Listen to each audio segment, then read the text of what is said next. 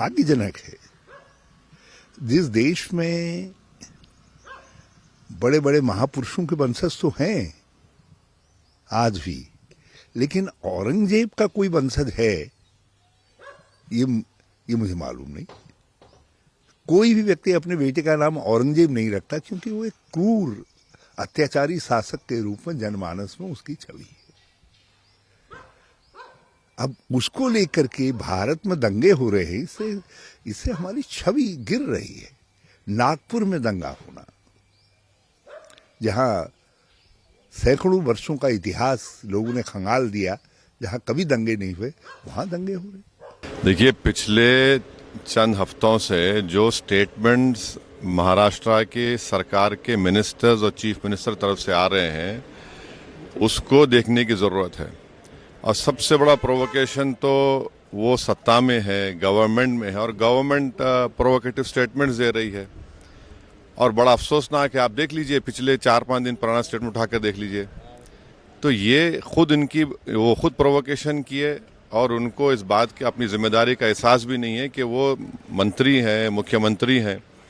और दूसरी बात यह है कि आपने कई तस्वीर किसी बादशाह के बनाकर जलाए पूरे महाराष्ट्र में, कोई रिएक्शन नहीं हुआ, तो आपको तकलीफ हो गई। तो आपने क्या किया कि कुरान की जो आयतें हैं, जो वर्सेस हैं कुरान के, जो एक कपड़े पर लिखी जाती हैं, उसको आपने जलाया। तो ये बहुत गलत हो रहा है। सरकार की जिम्मेदारी है, ये सरकार की गलती है, इंटेलिजेंस की फेलियर है। नागपुर आरएसएस का गढ़ है, आरएसएस का हेडक्वार्टर मुख्यालय नागपुर में है। वहां मोहनराव भागवत जी बैठते हैं। पूरा हिंदुत्व का प्रखर हिंदुत्व का कुंभा वहां बैठते हैं। वहां देवेंद्र जी का चुनाव क्षेत्र है। वहां दंगे कौन कह रहेगा? किसकी हिम्मत है? गृह मंत्री देवेंद्र फडणवीस जी, मुख्यमंत्री देवेंद्र जी है। ये एक नया पैटर्न है हिंदुओं को डराने का, हिंदुओं को ऊपर अपने लोगों से हमला करवाने का, फिर हिंदुओं को भड़काने का और दंगा में इसको लाना। अरे ये महाविकास आघाड़ी का काम है। वहाँ कोई भी मुसलमान उसमें शामिल नहीं था, और इन्होंने जो किया है ना, वो जानबूझ के किया है कि हिंदू मुस्लिम में दंगल हो जाए। औरंगजेब को यहाँ ना कोई चाहता था ना चाहेंगे, इसलिए कोई ना उसके कब्र पे कोई मुसलमान भी जाता नहीं। इनको सिर्फ कांग्रेस वालों को, मुसलमान को लुभाने के लिए ये सब हरकतें कर रहे हैं।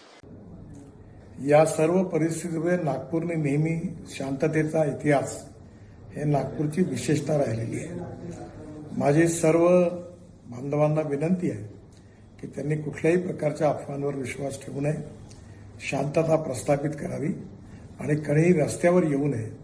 सगळ्यांनी कायदा आणि व्यवस्थेला सहकार्य करावं।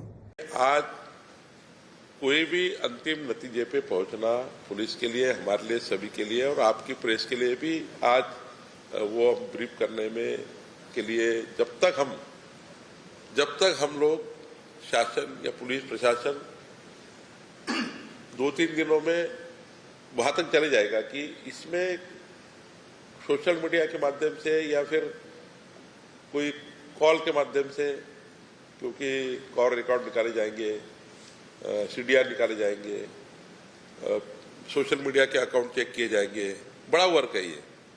अंतिम अगर मूल में जाना है तो मुझे लगता है थोड़ा समय पुलिस को देना चाहिए। आज हमारी आप सबकी प्रायोरिटी है, आपकी भी सबकी प्रायोरिटी है कि आज नागपुर को हम शांत रखें, नागपुर के सभी समाजों को शांत रखें।